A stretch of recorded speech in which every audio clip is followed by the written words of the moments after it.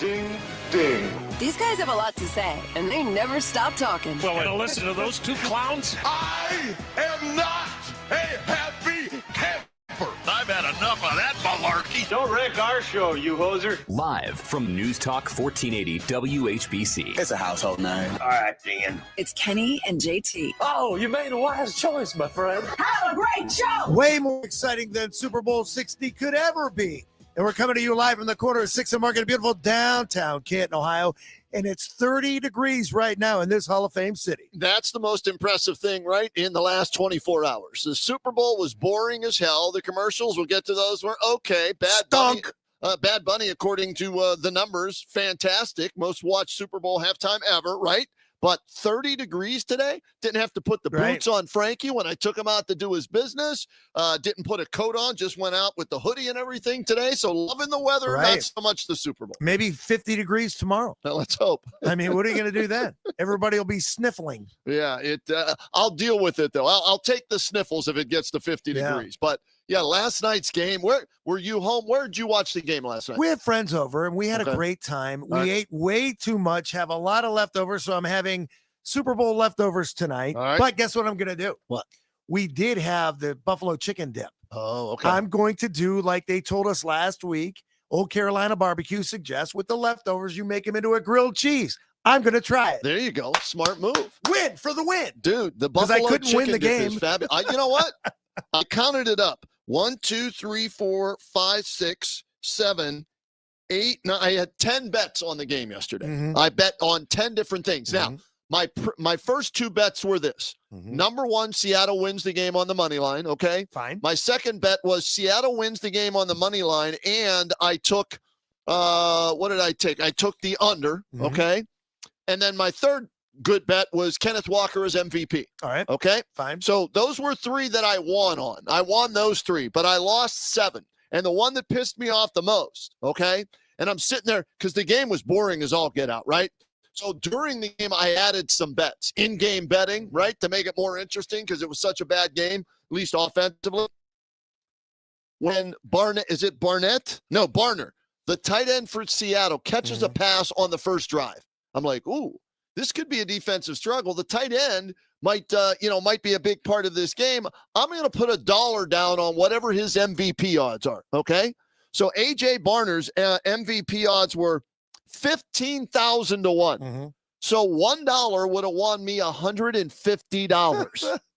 Barner scores a touchdown, the only touchdown in the game offensively for Seattle. I'm like, yes. So I go online, NFL.com, you can vote on the MVP. Yeah. I'm just click, click, click, click, click, click. I kept voting for him because I won $150, man. I had this thing totally handicapped wrong when I consider what went down in that game and not knowing truly how great the Seattle Seahawks defense truly is, because let's face it, we don't get to see them that often. And when we do, it's against the Rams, and it seems as though the Rams might be one of the better teams in the NFC, might be the best team in the NFC.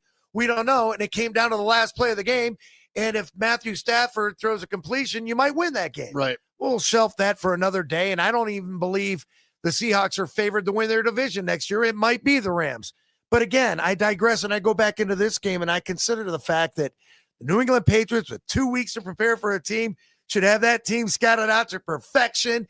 And Mike Vrabel and Josh McDaniels, who, by the way, didn't call, in my opinion, the greatest game in the world. But then again, crazier things happen in the NFL, and especially in the Super Bowl. He who turns the ball over usually loses. Yep.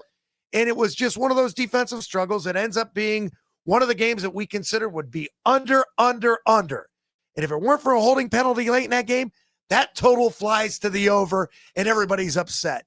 It was just one of those games where there were so many things that went wrong, and anything, if you're a New England Patriot fan, could go wrong, did go wrong. And the only thing that I got right, had I wagered anything whatsoever in any of the prop bets, the only thing I got right, Bad Bunny's halftime show, I predicted Ricky Martin would make an appearance, and he did. I swear to God. It's the only thing I got right. Okay. I thought, you are the entertainment guru. That's not it.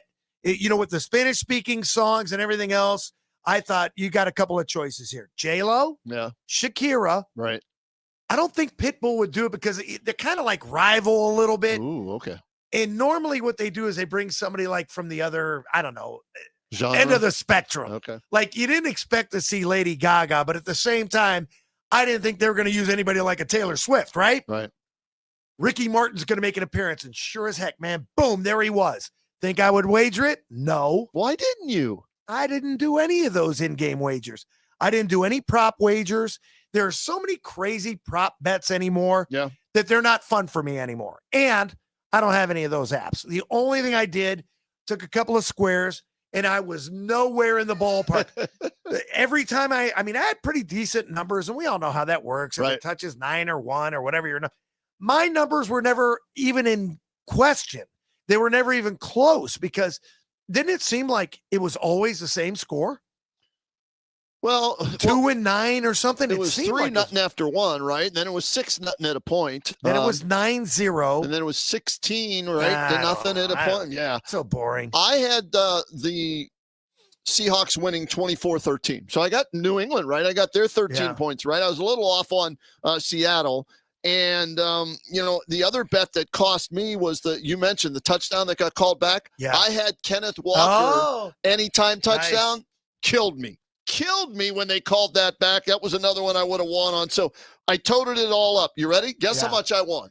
Well, this includes how much you spent? Spent, wins, losses, my final pot.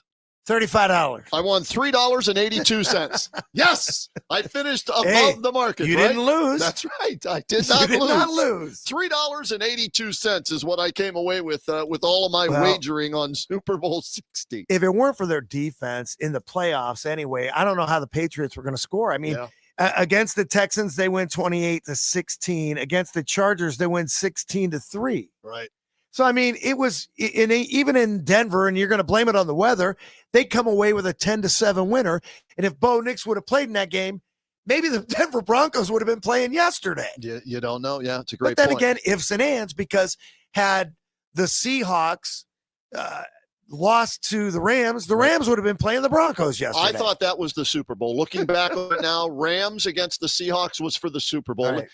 Here's the crazy thing. And why I don't do this, I don't know. But after the fact, when you look back, right, you look back on the whole storyline leading up to it.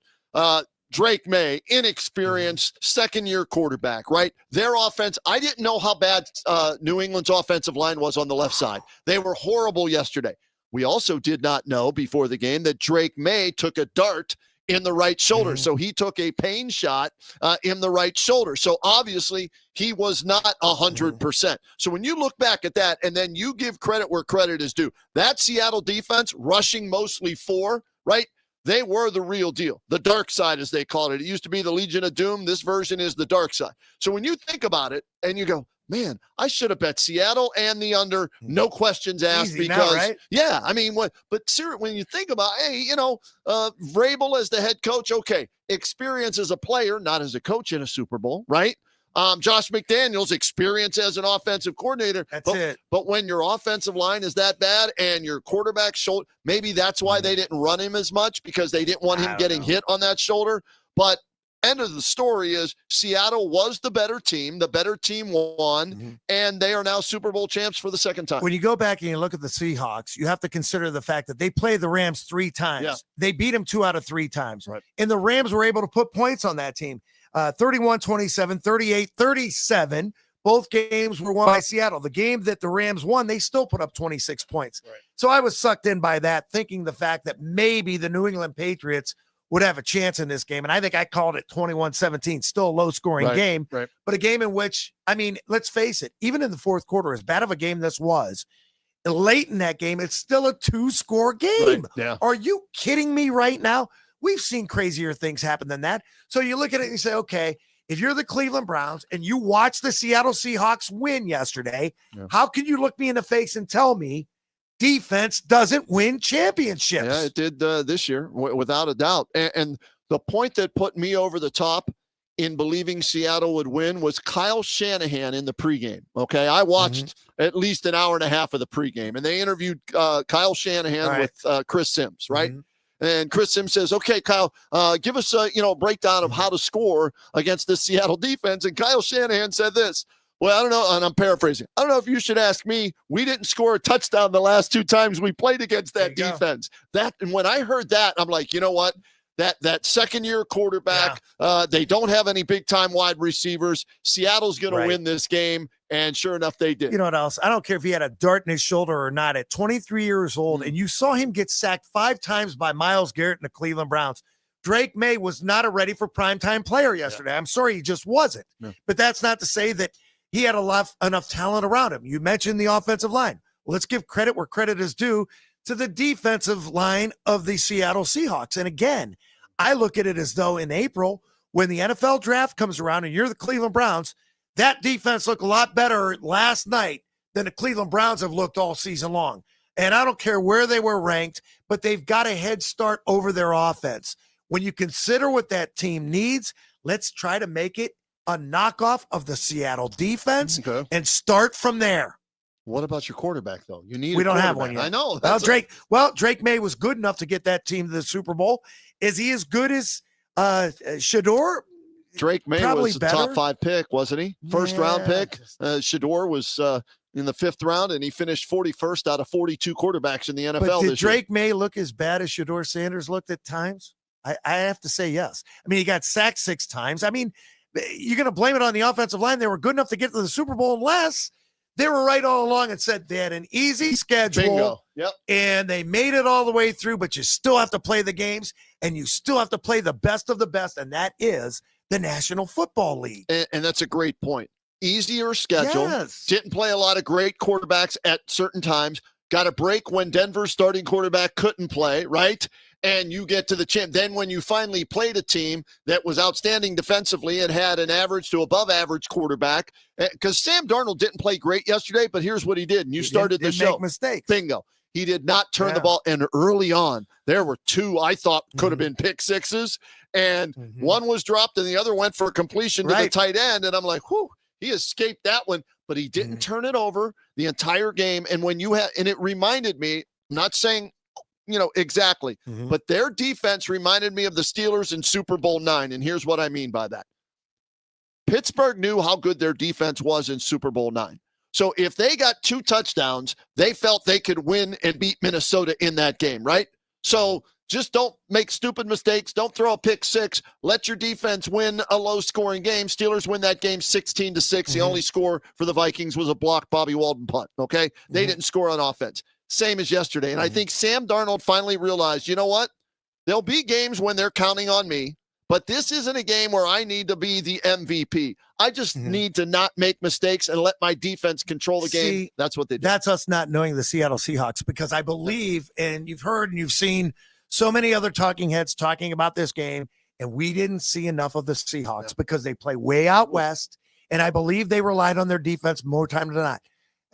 Sam Darnold still threw over 20 interceptions throughout the course of the season. So, I mean, he wasn't really lighting it up. He's not in the conversation for MVP. He only had 14 interceptions. I thought it was like 20. No, he only had 14, I think, was the most he had this year. Anyway, you consider the fact that the way they played, it was based on defense. Their head coach still calls the defensive plays. Mike McDonald, in his second year as a head coach, his background as a coordinator. And of course, so is Todd Monken. I'm turning this all the way back into the Cleveland Browns. All right. Why not Todd Monken to be able to turn this team over?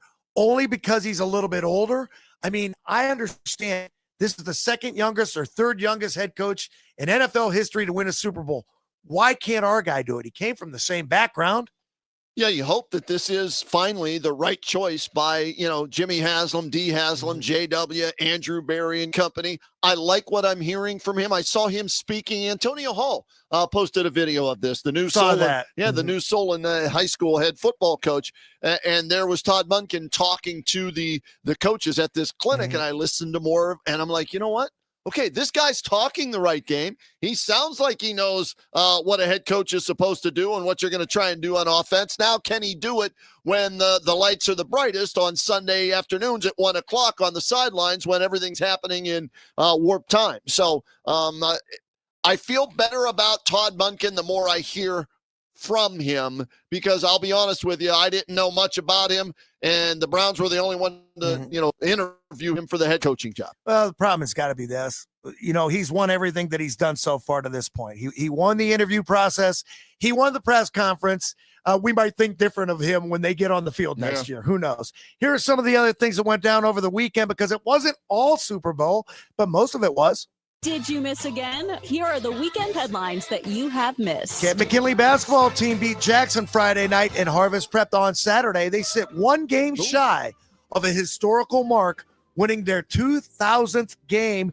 Could break the record with a win over North Canton tomorrow night. We'll have that game for you right here on News Talk 1480 WHBC. Dan Belford, Denny Kincaid with the call for the record breaker. We'll see. If you missed it, James Harden's debut is a good one for the Cavaliers. Winners 132-126 at Sacramento on Saturday. Cavaliers, believe it or not, they've won 8 of their last 9, 10 of their last 12. They played tonight in Denver, but Donovan Mitchell was at the game last night in San Francisco. Did he make it back in time? See if he either plays.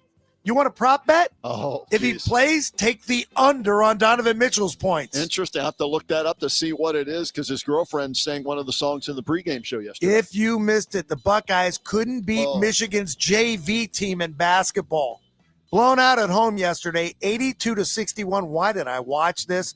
Ohio State is now 15-8, 7-6 in the Big Ten. Something's got to give down there. You watched it. I was doing errands. I listened to it, turned it off. I'm sorry. Nice story. Jake Diebler took over for Holtman during the season as the interim, but as the head coach, they got to make a move, man. This team's not making the tournament again this year, so they got to get a real head coach in there. They've got to commit to bringing in better talent, too. It's bad. That helps. I did watch good college hoops, though. The best game I saw over the weekend, including the Super Bowl by far, Duke and North Carolina. Yes. Number 14, North Carolina, comes back from being down 13, hits a buzzer beater, beats Duke in a final score, 71-68.